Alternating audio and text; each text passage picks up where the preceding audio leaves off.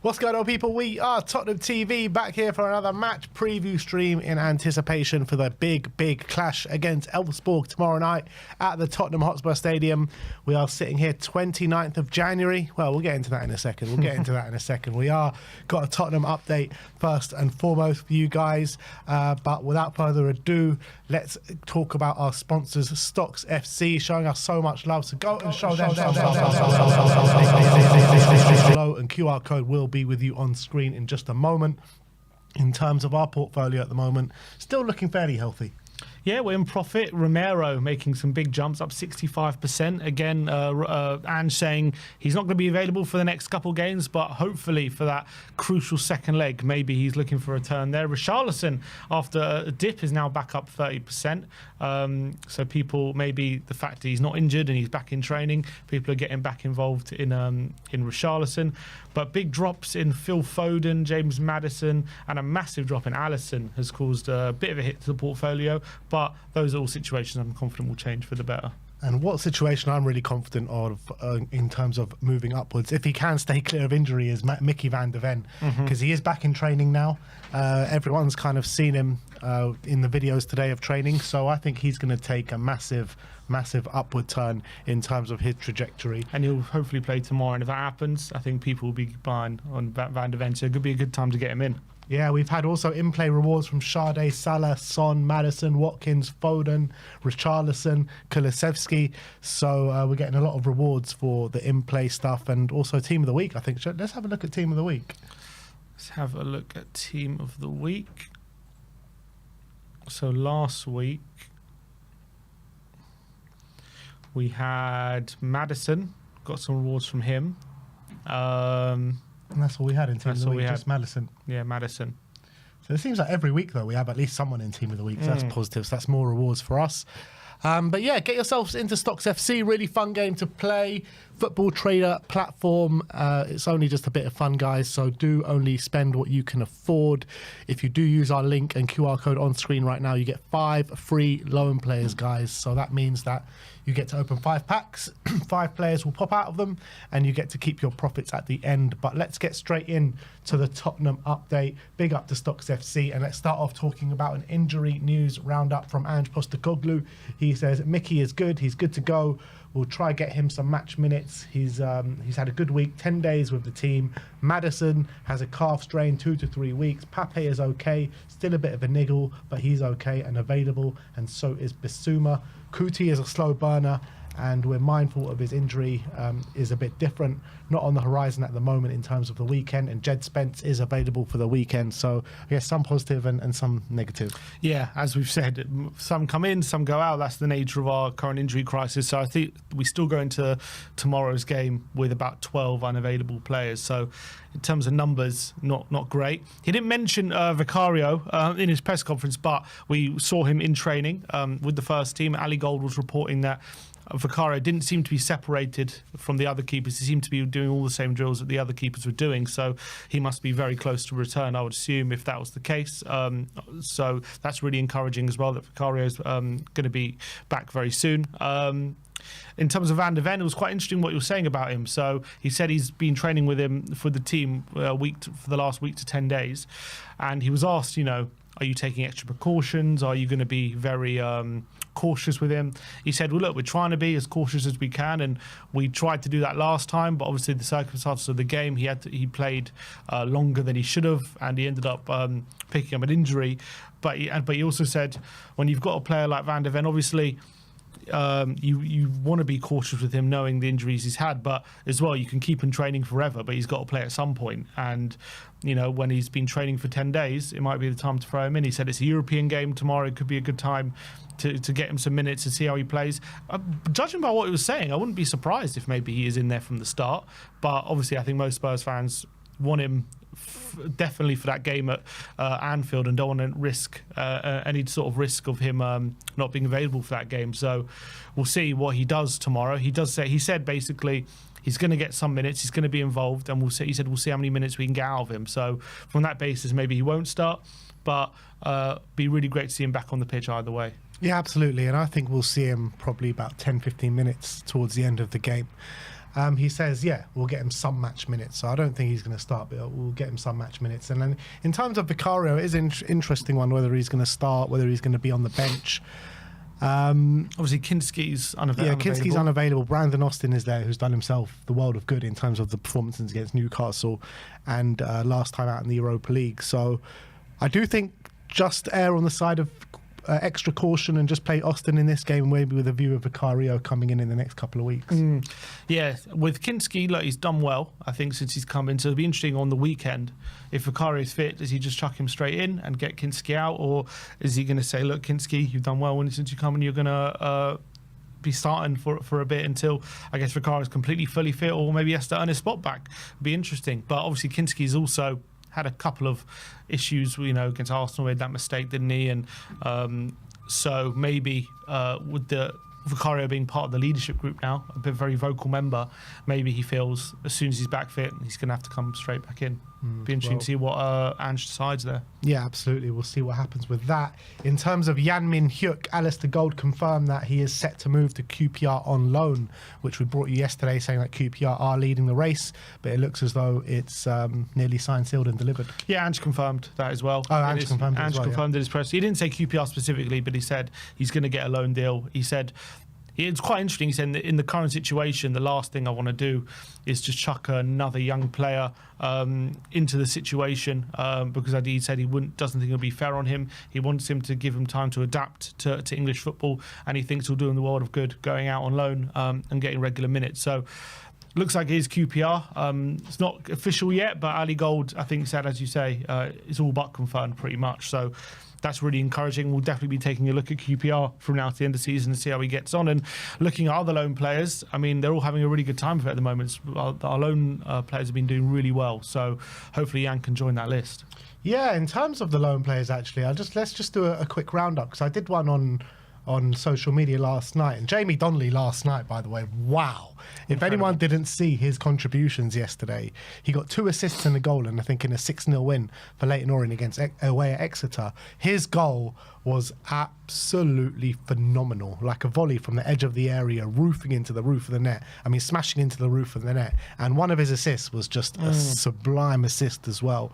And he also did an assist for Dylan Markande, who's just joined Leyton Orient. So a goal made in a Hotspur away, delivered in Exeter last night. So he's racked up 6 assists and 5 goals for Leyton Orient. Considering as well that he struggled in the first few months, this has all come really in the last couple of months. And yeah, he's been on flying form, and it seems as though as soon as he adjusted to that level, obviously it's a big step up, isn't it, from under 21s football to men's football, and especially it's League One as well, so it's tough, especially going to a new club like that. And first of all, Leyton Orient themselves on unbelievable form. I think they've won 10 of the last 12 or something. They're unbeaten, and I think it's really basically coincided with Keeley and Donnelly really becoming staples in that team. And especially Donnelly, since he's been hitting form, he's been I think they've fallen in love with him. And it's quite funny, I don't know if you saw it or not on social media yesterday. There was a Leyton Orient fan on Twitter, and he quote tweeted his own tweet. So the first tweet said, it was from a couple months ago.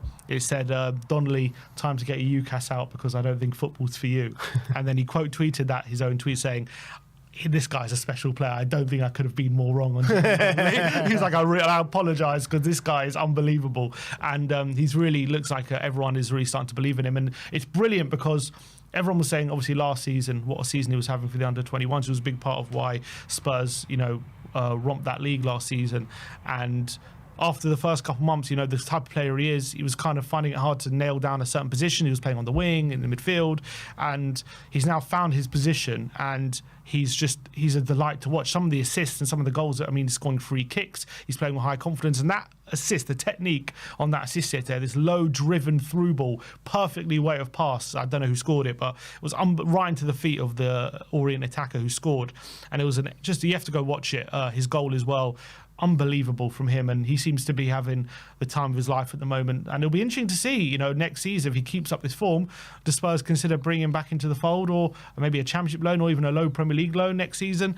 This guy's developing into a real talent, and yeah, it would be brilliant for him to have a future in the first team with us going forward. That catalyst of the Leyton Orient form all came from that Josh Keeley last-minute goal in the FA Cup. Since then, they've really found this like newfound confidence, and they've been romping everyone in that league. And you know, they've just come. I think they just came up, or they're one of they're nowhere near one of the favourites to go up, and they're really bearing down into the playoffs now. So credit to Leyton Orient. Josh Keeley as well, 12 clean sheets, 1 goal, 1 assist as well in Leyton Orient colours. George Abbott, who's having a flying season as well, 4 assists and 4 goals for him, and some of his goals this season as well have been phenomenal. And yesterday got another assist. Yeah, yesterday got another assist. So he's another one who seems to be really taking it into his stride at Notts County. So another really exciting player. And I'm just so happy that this group of players at the moment, it seems, the ones last season who are making such an impact, obviously there's high hopes for them, and they're starting to show that they really are a special group, because they're all going out on loan, they're all doing unbelievable out on loan. And obviously you got Mikey Moore Lancashire doing stuff here at the moment, more Mikey Moore in the first team. So it really, I mean, we're talking about a golden generation, but I mean, it's starting to come to fruition a bit by the way things are going. Yeah. And Westerlo out in Belgium, Luka Vuskovic, in terms of goal output, he's scored more goals than any of our players out on loan, which is madness. He's a centre-back, 17-year-old centre-back. He's got 6 goals and 1 assist. And you could argue he's playing at the hardest level potentially as well. Like he's at a top league. I mean, not a top league, but he's at the top league in a certain country. Yeah. Alfie Devine, he's got no goals, but he's got 4 assists to his name. Manor Solomon. No assists, 4 goals. No assists, 4 goals. Manor Solomon, he's starting to really perform in the Championship at the moment. 7 assists and 5 goals in all competitions. Dane Scarlett, who's back at the club now, he got 4 goals and 1 assist. And Alejo Veliz, he's probably the most disappointing one out of the lot, but he's got 0 assists and 4 goals, but 3 of those goals coming against lower league opposition in Spain in a cup, and one of the goals came like one of the first few games of the season. So yeah, there were talks of him, you know, cutting that loan short, but seeing as it's the end of Jan and hasn't happened, I'm assuming he's going to be staying there, I guess, till the end of the season. I'd assume so. Is he even getting minutes at the moment? Not really. Not really. It's a massive shame that. Yeah. And I wonder what we do with him. Do we consider selling him, or I don't know? Because we got all these young strikers, as you say. Scarlett's back at the club. You got Will Lancashire at the moment as well, and obviously you've got Solanke and you've got Richarlison ahead of him. So I don't know what we do with Alejo Veliz. Yeah, what do we think we do with Dane Scarlett now, though? Because he's back at the club. There's no... I mean, they said he's back at the club to loan him out again, but there's been no talk of it. Do you reckon he's going to stay at the club and get some minutes? I think a deadline day move somewhere. Yeah. I wouldn't be surprised, to be honest. Look, to be fair, he has... I know he's kind of been in and out the Oxford team this season, but he did go through that purple patch, and he showed he can score goals at that level. So I would think a Championship team might be interested in bringing him in, but at the moment, no one's really, doesn't seem to be there at the moment. Moving on, and let's talk about the Don Fabio Paratici, as his 30-month ban is set to end in July. I really hope that I know he's still been at the club, in and around the club as what you call just on an advisory level, but I think we all know he's probably been doing a bit more than that. But seeing as, you know, Lange is not exactly flavour of the month at the moment, I don't know what he's doing. Lange, I'm not too sure he's doing a great job by any stretch of the imagination. So in my opinion, I'd love to see come the summer, Lange probably lose his job and Fabio assume those duties again. I mean, yeah, we can want that. I don't know if that's going to happen. Obviously, Fabio, when he was here before, when he first came in, he was working with Hitchin, so clearly I don't think he's against working with someone else. Then obviously Hitchin did leave 6 months into that, so I think it was more Hitchin felt like he was surplus to requirements. I think he might have left. I don't think he was sacked. I think he just resigned. I think Hitchin. I think it was like maybe he was being pushed out. I think obviously Fabio is so all encompassing. It seems there has been rumours that when Fabio and Lange were obviously together a bit, Lange was feeling like he was stepping on his toes a bit, Fabio. So with Fabio coming back into the picture, be interesting to see how that kind of plays out. Will him and Lange have a falling out? Will Lange end up leaving? Will Levy back Lange and tell Fabio he's no longer needed. It'll be interesting to see how that plays out. Obviously, Fabio was brilliant at sorting lots of different deals and getting deals over the line with having certain relationship with clubs, certain other clubs like Juventus and bigger clubs. And he was very good at structuring different deals that worked for us and was made the other clubs happy as well. So I think everyone was happy with how Fabio was working. Now Lange has come through the door. He's been quite good at getting younger players in, but when it comes to getting, big deals, I know Solanke came in, but other than that, people have been less than impressed with some of the work he's been doing, especially in this window where we've needed players for a while, and clearly he's struggled. Whether he's been trying or not, he has failed to get what we've needed in this window in a timely manner, and that's the reality. So whether he'll be held accountable for that, or whether, the club see the reasons why or what we're not seeing, we'll have to wait and see. But it'll be very interesting come July if once Fabio's ban is done, does he get reinstated? Is he just going to stay in a advisory? What do they call it? Not advisory. Just bring back the Don, man. Just bring back the Don. He's the guy. He's the guy. I'm telling you. Romeo Agresti told us at the time, this guy is the best sporting director, bar none. Well, he won awards, didn't he? Yeah, he did. And I still firmly believe that. And you're talking about young players. Fabio was very good at bringing in young players as well in terms of Pape Matar and Destiny Udogie and these kind of guys. I think when you're looking at Lange and the work he's done, I think he was very instrumental in bringing Lucas Bergvall to the club. And you've got to give him a lot of credit for that deal because of his connections in Sweden and stuff like that. But apart from that, I don't see a deal that Fabio probably couldn't have done. Yeah, who knows? But as you said, I think obviously we signed Lange. When did we bring him in? Was it in the summer? Well, no, he didn't know. He started just after the summer, didn't he? Was it after? No, was it last summer? I can't even remember. It was last year, wasn't it? It was last summer. Yeah, I think he joined just after last summer, wasn't it, when Ant took over. So I'm trying to think. So Dragusin came in January. Werner. Yeah, I think I think definitely since he's come in, the activity could have been better. That's for sure. A lot better. So I think most people would say just get Fabio back and kick Lange out the door. But whether the club see it that way, I don't know. Forget the club and most people. What do you feel? Yeah, I'd much rather Fabio back at the helm for sure. Obviously, it's the thing with Fabio. It's a lot louder. That's for sure. It feels like we want to see 10 deals all going on. All deals at the were very time, public. Man. It seemed under Fabio, always on the phone. I don't think you'll see Fabio watching the game without a phone in his hand and making things happen. So it was great. It was a lot of good theatre, and he had got a lot of deals done. And the deals for Decky and Bentancur, in hindsight, what brilliant deals they were. Good prices, and also really good structures as well. So he has those relationships. So I'd much rather see Fabio through the door. But I don't know whether the club are just going to kick Lange out because the fans aren't happy with him. I don't know if the club as well are not happy with him. I don't know. They bloody well should be. But let's move on and let's talk about specific players now. And the first one is a very interesting one about Matthias TEL. Romano yesterday says that TEL's decision to leave Bayern, exclusively revealed last night, has opened the doors to several clubs. Chelsea are still there since the beginning of January, while more top Premier League clubs are also keen on the active in active contact now. Race is open. Bild reported today saying that Tottenham are one of the clubs interested in TEL. Sammy Mockbell says that Tottenham are among the clubs exploring a move for Bayern Munich forward Matthias TEL. Fierce competition for the teenager, but Spurs are one of the clubs trying. Matt Law says Tottenham Hotspur are ready to make a move for Matthias TEL along with other clubs and rival Chelsea for his signature. Amid interest from clubs in Matthias TEL, it's worth noting that Spurs have a good relationship with Bayern Munich after recent dealings with the two clubs were fruitful. However, Paul O'Keefe says the boy wants Manchester United. Let's see how Bayern play that.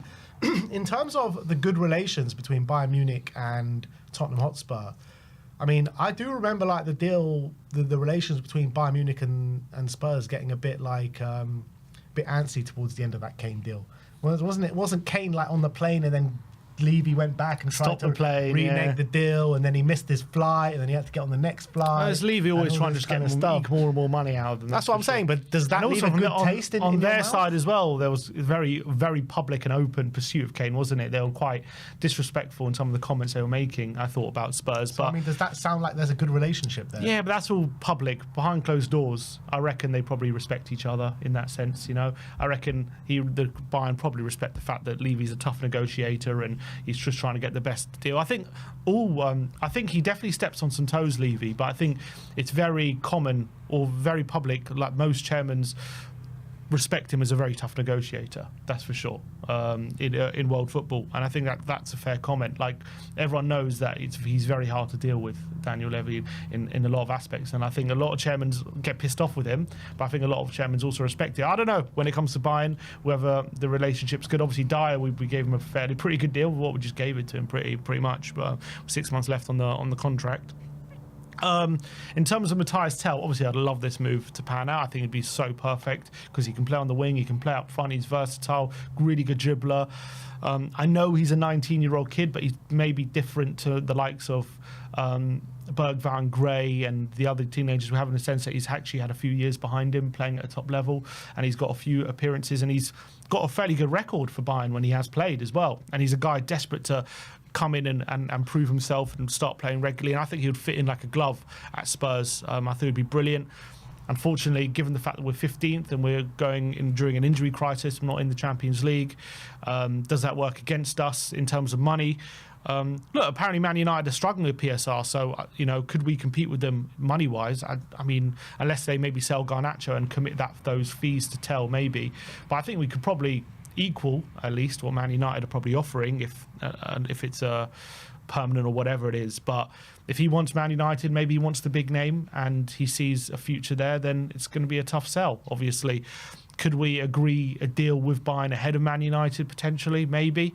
But again, if Arsenal get involved or are serious about him, considering they're in Champions League and a title race, and he can probably get into that first team right now with Martinelli's form, I mean, that would also be a tough sell ahead of them as well. So Chelsea there as well. Apparently he doesn't want Chelsea. That's the reports. Reports from who? Some other very reliable reports saying he doesn't want Chelsea. I think Plettenberg was saying it. He doesn't want Chelsea. I don't understand why he wouldn't want Chelsea and he would come to us. He said the competition's too much at Chelsea. He said he wants guaranteed minutes and play time, and I think he'd get that at Tottenham, to be honest. But yeah, I think. Do you think he'd be get guaranteed minutes at Arsenal?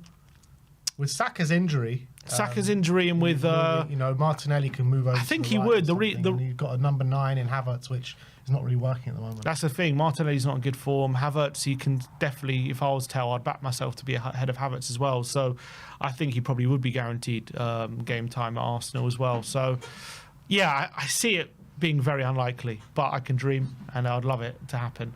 He's one as well that Don Fabio tried to get in the deal for Kane when we sold Kane to Bayern Munich, and obviously TEL at that point didn't want to leave Bayern because he backed himself to get regular minutes, and that just hasn't happened because he's 19 years of age. He's got a big future in the game. He's a top talent. Don't get me wrong, but I just can't see Spurs with a host of kind of teams probably in for him, and probably teams that we don't know about, not even in the press yet. They're going to be looking for his signature. When a player like that comes on the market this late, there's just going to be a scramble to get him, isn't there?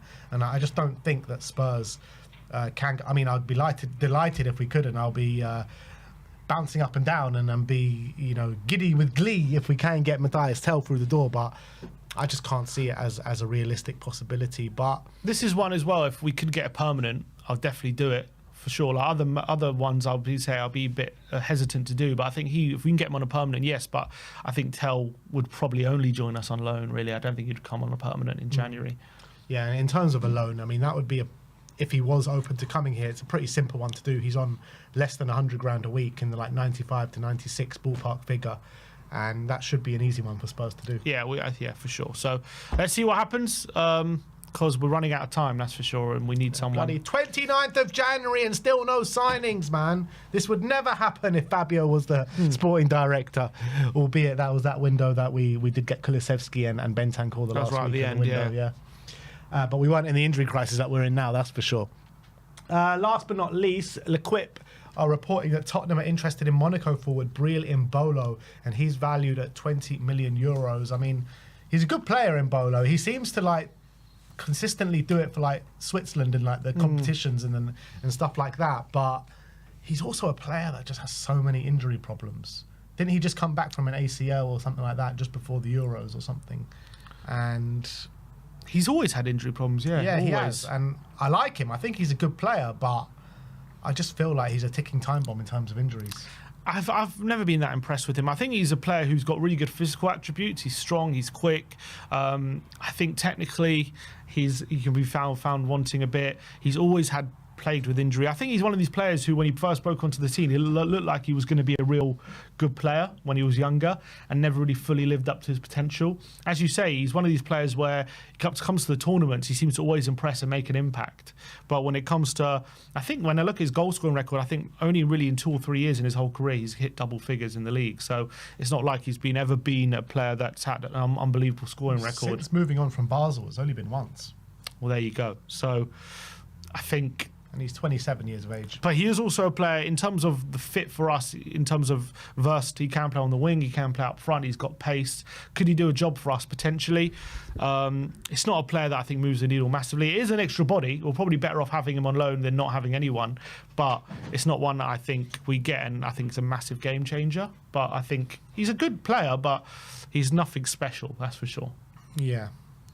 Look, yeah, I do agree with that. I mean, if you're telling me Breel EMBOLO or no one, obviously I'm taking EMBOLO, and I think he could be an interesting one for the last kind of week of the window, but I probably wouldn't want to sign him on a permanent, maybe just a loan until the end of the season. He reminds me a bit of Brennan Johnson, the way he plays. Just needs a bit of space to play into. He's more physical than Brennan, though. A bit more physical, a bit stronger. He's also quick as well. As you say, he has had a lot of injuries to recover from throughout his career, and he had a very serious one not so long ago. So let's see if there's any genuine interest in him. But I think in the Champions League, I think for Monaco, I think they've been really good in the Champions League, and I think maybe he's been playing up his part in that. So maybe he's coming into form this season. But yeah, not like that Akilush. Did you see his goal last week? Yeah, brilliant. That overhead kick.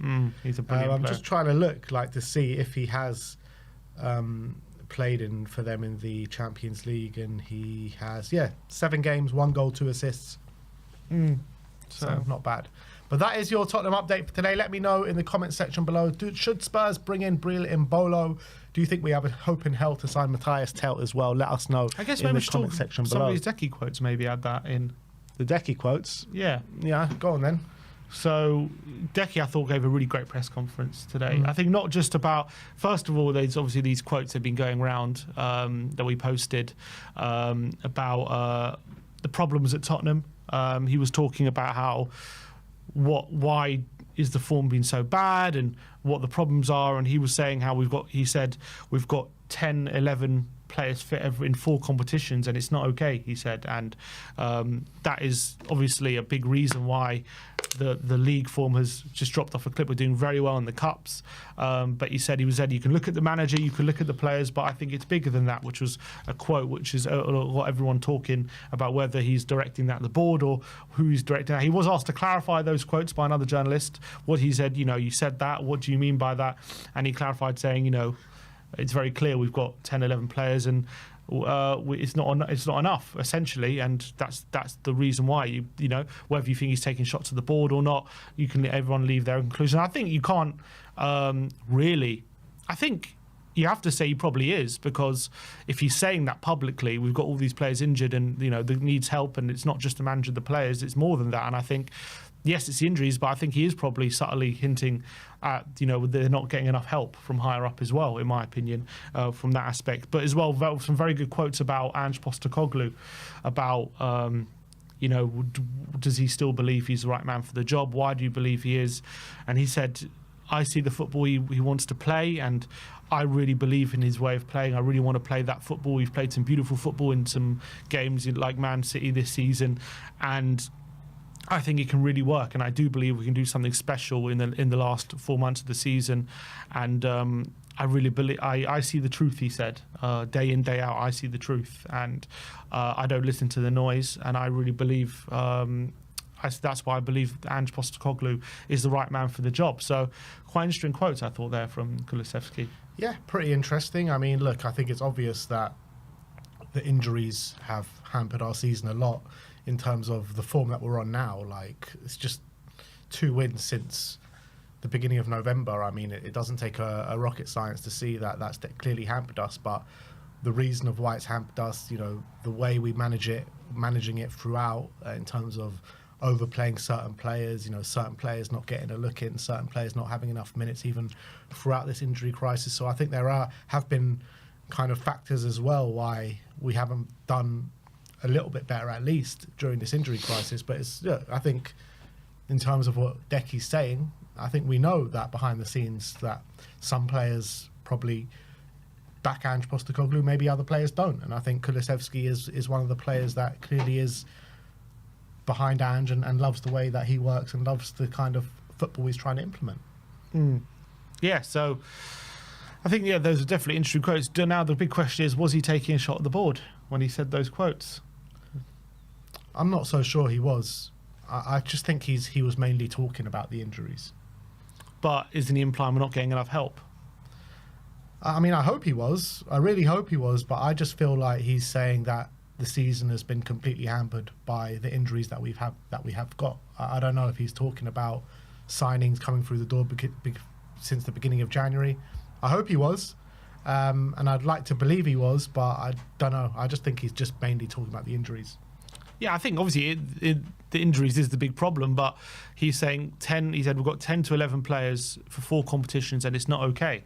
Yeah, and I think that the phrasing in that way, because we've got 10, 11 injuries, and we have no help. Yeah, and we need help. And I think that's what is implied. I think it is a subtle dig, in my opinion, at the higher ups that we need more help with this playing. So obviously, Ange has been consistent about how much help the playing staff needs, and that we need these players through the door this month, and it hasn't happened.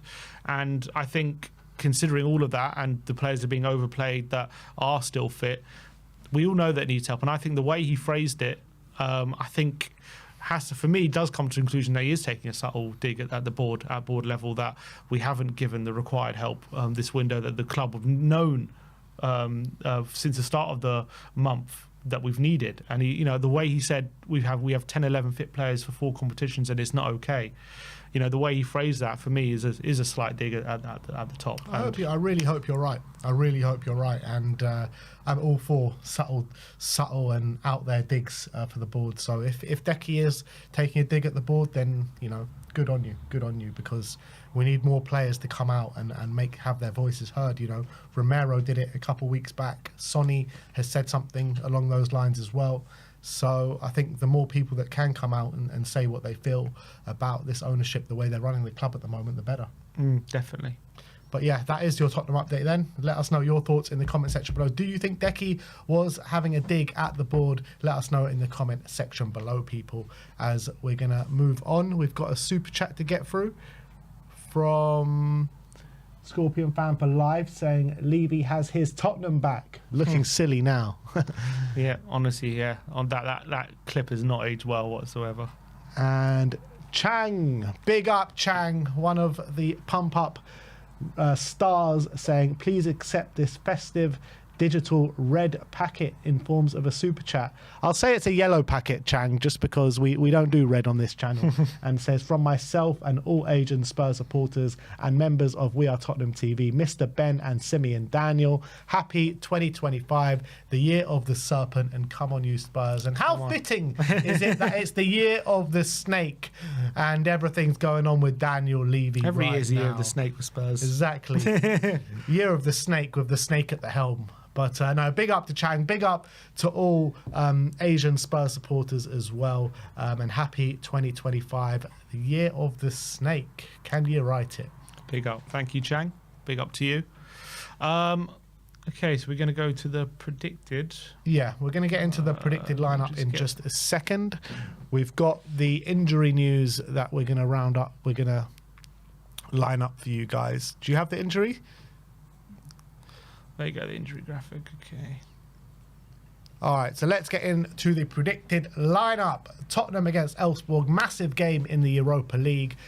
Ange has been speaking in the press conference, and let's see what we got. Yeah, so still a whole raft of injuries, but some positive news, as we mentioned before. So Van der Ven is back training and is available for selection for this game. So that's a real positive. We saw Guillermo Vicario back in training as well, and he was training with the other keepers. Ali Gold reporting that he didn't seem to do anything different than the other keepers, so maybe he's getting very, very close to a return as well, albeit he wasn't mentioned in the press conference.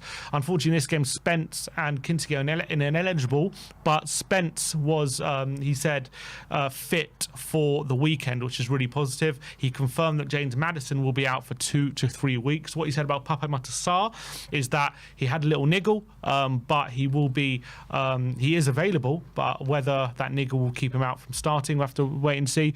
Yves Bissouma, who missed out against Everton and was on the bench on Sunday, is available for selection, which is really positive. He said on Cuti Romero that he is a bit of a slow burner compared to Van de Ven, and is probably going to take it a bit slow with him, and he's not going to be available for Elfsborg all the weekend, but we'll see past that whether he can be available for selection. Obviously, we still have long-term injuries in Brennan Johnson, Timo Werner, Destiny Udogie, Wilson Odobert, who are all going to be out probably, and Dominic Solanke, all going to be out probably between mid-February and maybe a bit longer. And yeah, so we still have 12 players unavailable for this game against Elfsborg. All right, well, let's get into predicted lineup. Not many players to choose from, but in goal, it's basically a shootout between Austin and potentially Vicario. But I do think we will err on the side of caution. He didn't mention Vicario in his press conference, did he? No. So I do think that probably, in my mind, just says Austin's going to be given one more game. Yeah, I think so. There's no need to risk him because Austin has done quite well. So we are going to go with Austin. But obviously, keepers are a bit of a different case in a lot of cases, where as soon as they're kind of back fit, you can potentially throw them straight in, considering they're not players who are going to do massive amount of running like other players on our pitch. Albeit our keepers probably do more running than most, considering they're coming out their goal a lot and things like that. But seeing as I don't know if it's only one training session or he's just or this is the first time he's just been pictured, but we think Austin will probably get the nod, seeing as he did quite well against Hoffenheim. But the return of Vicario will be a big booster, given that he's a big part of the leadership group, and obviously he's a big part of the way we play when he's in goal. So, I mean, maybe I wouldn't be massively surprised if he's thrown straight in, but we're going to go with Austin. It'd be great to see him, nonetheless, even if he is thrown in. But I do suspect if probably in line to start the Brentford game, Vicario. Because I do think he comes in and Kinski drops to the bench once Vicario is back.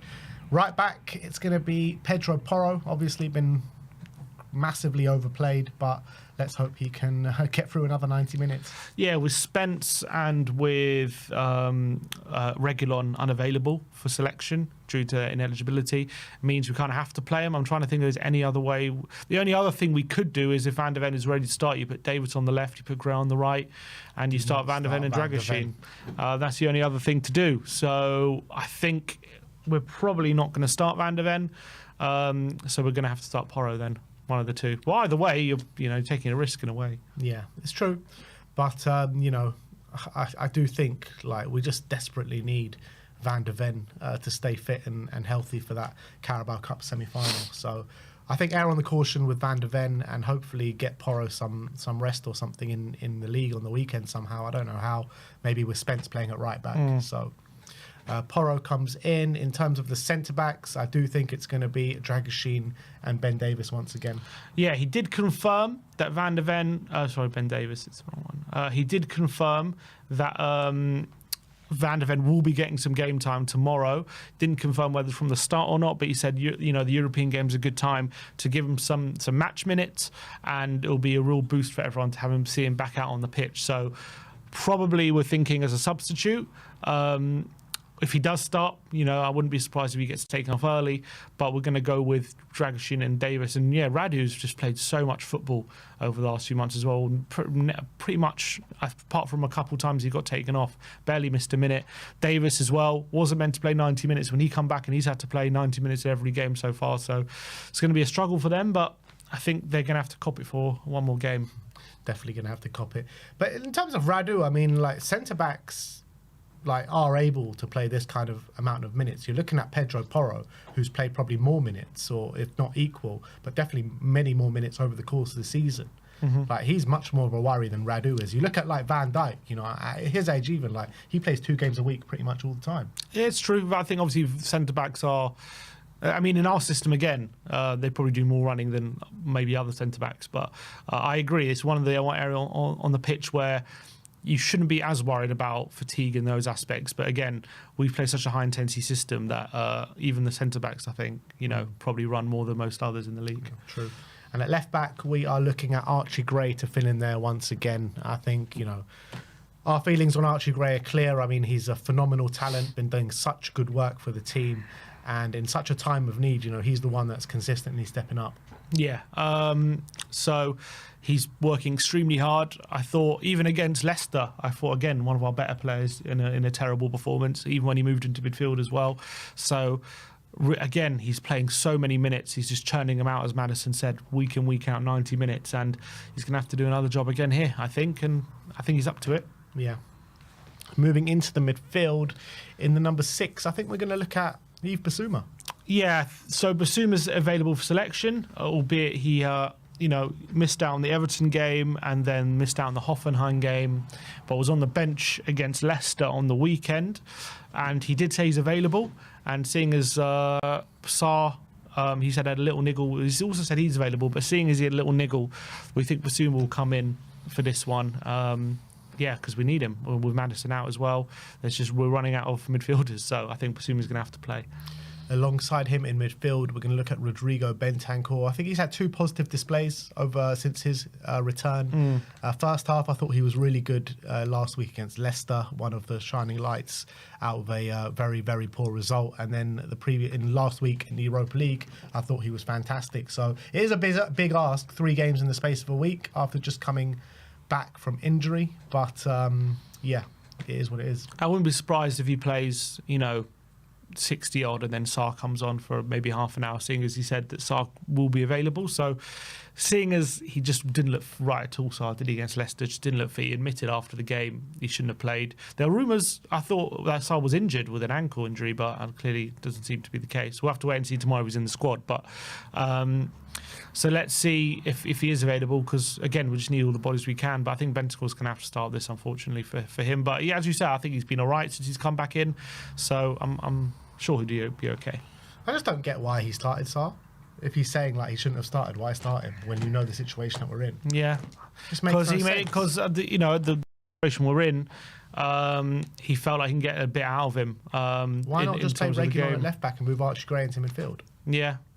He should have done that, and then if he thought Sarr was not ready, he could have brought him on if he thought he could play. Probably a poor decision. Yeah. And then finally in the midfield, it's going to be the ever reliable Lucas Bergvall, who again, similar to Archie Gray, 18-year-old, just going about his stuff in such a magnificent way. He seems to be one of the better players on the pitch every single time he steps out there. So in this game, he's going to be asked to be the chief creator from the midfield, and he's definitely got it in him against a club that he probably knows well. Definitely.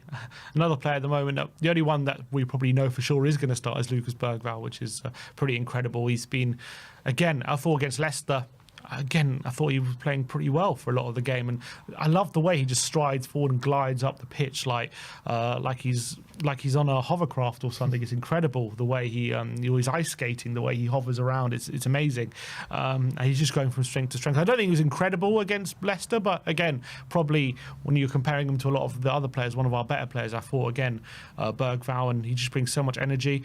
Hopefully soon will come a time where we can give him a rest, but with Madison out now and Brennan also out till February, I guess he's going to have to play for the time being, because we just need that creativity in midfield. He's the only one that kind of brings it without them. Yeah, I felt like he was suffering a bit from fatigue on the weekend against Leicester. I think in the second half you could clearly see, he was weaning out the game, but don't get me wrong, fantastic talent, fantastic player, and he's giving his all for the team right now, that's for sure.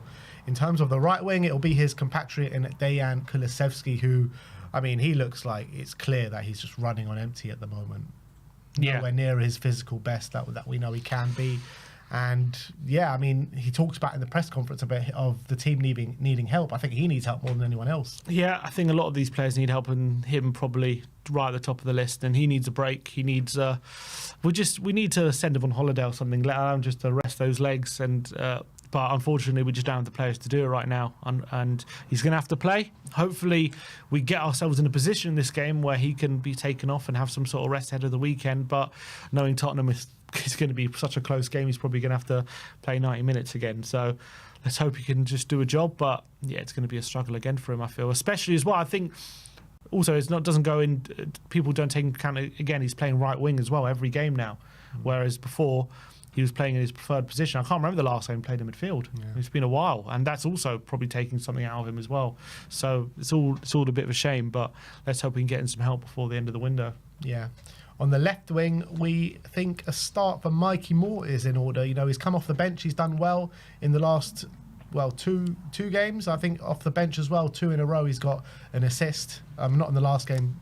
Not in the last game, but the 2 prior to that. So some good cameos for Mikey Moore, and he's starting to get back to those levels now, which we saw prior to his illness. Yeah, definitely. Obviously, the 2 options are: is it Moore on the left and Son up front, or is it Son on the left and Richarlison up front? Essentially, those are the options we have, or Lancashire even. But given that it's a game, quite an important game that we do kind of need to win, albeit a draw should be good enough. But obviously, a win makes sure we're in that top 8, which is so crucial. So it really will help us set us up the last month of the season, a few months of the season. I think he's going to want to really win this game. So obviously, Richarlison went off on 55 minutes against Leicester. Said he was feeling his groin, but he was back in training today, so that implies he should be. He didn't mention he's not available, so if he's back in training, and thankfully it seems as though he did take him off before he could cause any sort of serious damage or injury, so that's a positive. But is he going to be super cautious? The fact that he played 45 minutes, obviously he did score, but he was, he couldn't run in that second half. And does he just need to be super careful, Richarlison, knowing his previous injury record? We're feeling he probably will. So we know Son on occasion. I know this season hasn't quite worked, but he has played this role before up front. So we think Mikey Moore up on the left, and probably Son in the 9, and that's probably the direction he's going to go. I guess the only option would be Lancashire. I would start Lancashire. I would have no problem putting Lancashire in this game. You're talking about Elfsborg, and whatever you want to say about Elfsborg, them being a fairly good side or whatever they might be, but he got thrown into the deep end at Galatasaray, and I thought he did well. He's done well all pre-season for us, Lancashire. So in terms of a quality issue, I don't think it should be a quality issue. And when you're talking about players out on their feet at the moment, I keep saying it in pretty much every episode that we do, why not give, if we can, some of these players a bit of respite? And Sonny is definitely one of the players that needs it. So our whole front three, Decky, Sonny, Richarlison, they all need a break. Exactly. So when you've got Lancashire there, why not put him in? And if it's not working, then you bring on some of these players. But from the start, I would definitely go with Lancashire. He's shown that he can do it at this level, so give him the chance. Yeah, I think he's been pretty good when we've seen him, to be honest. Obviously, he did get sent off in that Galatasaray game, but he did score, and I thought he was a bit of a handful for their defence. Obviously, we were a different moment in the group back then. We just went off the back of 3 wins in a row, so we could maybe, not saying afford to throw the game, but maybe afford to see a few new faces. Obviously, in this game, it's a bit different. We do need the result, so I think he will want to play probably one of Rishi or Son, or maybe even both. But we're thinking with Mikey Moore in the team, I don't think he's going to go with a front line of 2 teenagers. So I think Son will probably play. Yeah, I agree with you. I do think Son will play, but I just don't think he should. I think it should be Lancashire and then Sonny maybe for the last half an hour or 20 minutes if we really need to. But I mean, from a pure quality level, it should be good enough having Lancashire and Moore on the front 3. You say that, as I said, they've beaten some good teams, Elfsborg, in this competition, so you can't take it for granted. They have beaten some good teams, but I mean, like I said, as well, though, Lancashire got the nod against a much better side in Galatasaray away from home. And yeah, he got sent off, but he was fairly good in the game, so it shows from a quality level, he's not out of place. I don't know for sure. I'm not saying he definitely isn't. I'd liked what I've seen from Lancashire, but would I back him to definitely score in this kind of game? We know Son obviously got a couple of goals against Hoffenheim, and I thought looked good against Leicester as well. Would I be more? Do I think Son's more likely to score than Lancashire? Yes. So on that base, I can understand if he prefers that, just to make sure we get the job done.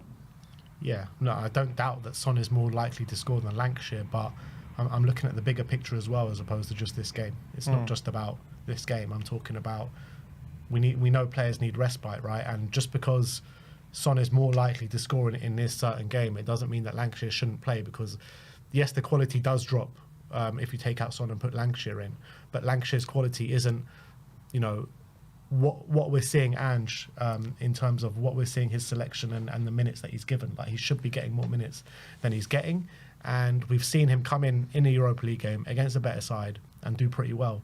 So against an Elfsborg at home, there's no reason I think that we shouldn't put him in terms of the fatigue of the squad as well. But that is our predicted lineup. We're going for Brandon Austin in goal, Pedro Porro right back, Archie Gray left back, Radu Dragusin and Ben Davis in the centre back positions, Bissouma, Bentancur and Bergvall in the midfield, with Deki on the right, Moore on the left, and Hyun Min Son up top.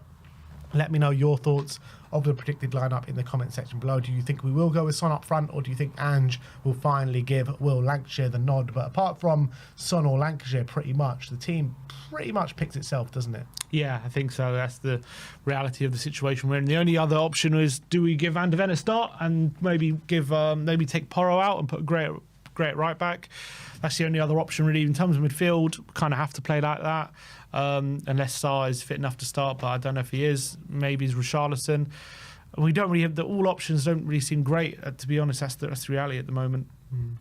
All right, well, that is the predicted lineup. Let's get in to the match preview. Tottenham against Elfsborg in a big game in the Europa League. The last game of the group stages, where every single team, every single match will be kicking off at the same time, which is 8 o'clock kickoff.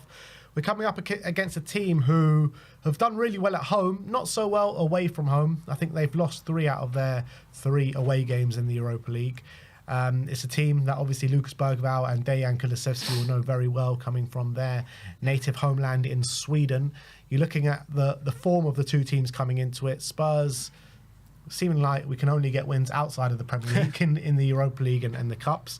Elfsborg, you know, they've got 3 wins in their last 5 games, scoring 7, conceding 6.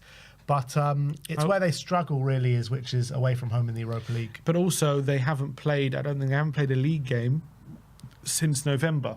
They've been on their mid-season break or post-season break. I don't know what their seasons add up, but they haven't been playing. So they're going to be probably fresher. That's from us, that's for sure. And obviously in the Europa League, they've had some poor results. They lost 3-0 away to Atletico. They lost 4-3 away at Galatasaray. But they have had some really good results as well. They've beaten Roma. They drew with Braga. Who else they beaten? They beat Roma 1-0. They lost to RZ 3-2 away from home. So they have shown they could score goals away from home, albeit they have some of these games they've lost. They've definitely shown they can concede as well. But their record in Europa League is, you know, played 7, won 3, lost 3, drawn 1. So they're definitely not completely out of place in this league table at this level. They're pretty assured of getting into the top 24. In terms of their chances of getting into the top 8, they can't. So they're pretty much just fighting to confirm that place in the top 24. They're 2 points clear at the moment. A few players in between them and Porto, who currently sit outside the top 24, which is incredible to think about. So the motivation for them isn't massive because they should be all right. A draw might suit both How many sides. points did you say they're outside of it? They're 2 points clear of Porto. So a draw would probably suit both sides. But also there's 1, 2, 3, 4. There's 4 sides below them. So all of those sides would have to get results as well on top of that for them to drop out. So it's unlikely they will. But, you know, I'm sure they're not going to leave anything to chance. They're going to want to try. And also, there's no reason for them not to go full strength or anything because they're not in a league season right now. So they're going to go all out. And obviously they're playing Tottenham against Deki and Bergvall. So it'd be a big opportunity for them on the world stage to, you know, be on TV and all that kind of stuff. So I'm sure it's going to be a tough game. I'm sure they're going to give it their absolute best. And they've shown they've got an ability to win games at this level with three wins and a draw. So they've gotten results against some decent sides. So can't take this one for granted. Yeah, it's important to note that their talisman and pretty much their top goal scorer last season, or the season that just finished for them, with 10 goals in the league and 2 goals in the Europa League, and Michael Beidou has just moved. He's just left them, so he won't be available there. He's moved to Plymouth. It looks like he's replaced Morgan Whittaker at Plymouth, who's gone to Middlesbrough. But yeah, he's recently joined them in January, so that's, I guess, a plus in terms of our direction. But look, the permutations are clear for Spurs. You win the game, you're 100% in the top 8. You draw the game, you probably will be in the top 8, but I'd rather not take that chance. Yeah, so the reality for us is we're 6th at the moment. Obviously, 2 clubs, Anderlecht and FCSB below, and then there's I think 6 other clubs. So 6 possible clubs can overtake us, I think. And if we get that draw, it means that 5 of those 6 teams have to win, really, to overtake us.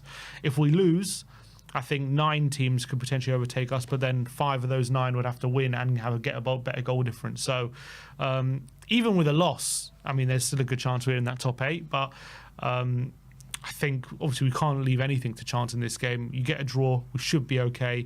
But if we get a win, obviously the higher you get up, the better your seedings are as well in terms of getting to the next round. So that could be quite important come around March. So obviously need to get a win on the board, need to give it our all, and just make sure we can ease that fixture list as much as possible. It's so crucial with the situation we're in. If we can take some of those fixtures out of the calendar and get some midweek rests, which we just haven't had for God knows how long, that could really prove vital to being in a different moment come when those fixtures come around in March. Yeah, in Elfsborg's last away game, they played Atletico Bilbao, Athletic Club. They lost 3-0. They were 2-0 down within the space of 25 minutes. And I think if we're going to want to win this game, I think that's what we need to do in this game. Because you saw against Hoffenheim how good we were in the first half. We were rampant. We should have scored about four goals, really, in the first half. We only scored, was it 1 or 2? Was it 2-0 at half-time or 1-0 at half-time? 2-0. Yeah, so, I mean, we went 2-0 up and it could have been a lot more. And it got a bit hairy in that second half with Hoffenheim growing in influence. You saw the tiring legs of Tottenham, Spurs dropping deeper and deeper. And I feel if Spurs don't make the most out of their first half, it's we'll have Van de Ven to bring on, though. Yeah, we will have Van de Ven to bring on, which will give us a lot of cover at the back, but that's only one player out of 11. You know what I mean? So there's going to be 10 other tiring players on that pitch. So I do feel like if we don't stamp our authority early in this game and get those early goals, it could be a bit of a precarious situation in the second half. Potentially Richarlison to bring on if things aren't going well. Yeah. Obviously, if we can get this game won early, that'll be great. I've got a feeling, maybe that won't happen, but I think Elfsborg clearly are no duds and they're not a bad team, but obviously we know we've got the quality, we know we're better than them. So if we can play our game, if we play like we did in the first half against Hoffenheim, we could blow them away. Maybe we could be 3-0 up by half time and then ease that situation. I think that would be real big help for us, especially with the weekend. Very, very tough game and big game. Every league game in the league at the moment is a big game. So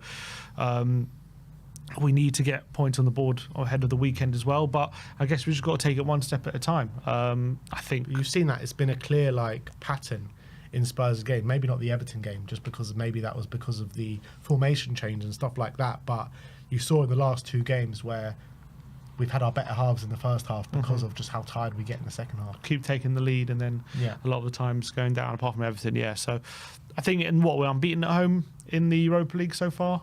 Drew against Roma, beat RZ, and beat Karabag 3-0. So I think I'm confident we can keep that up.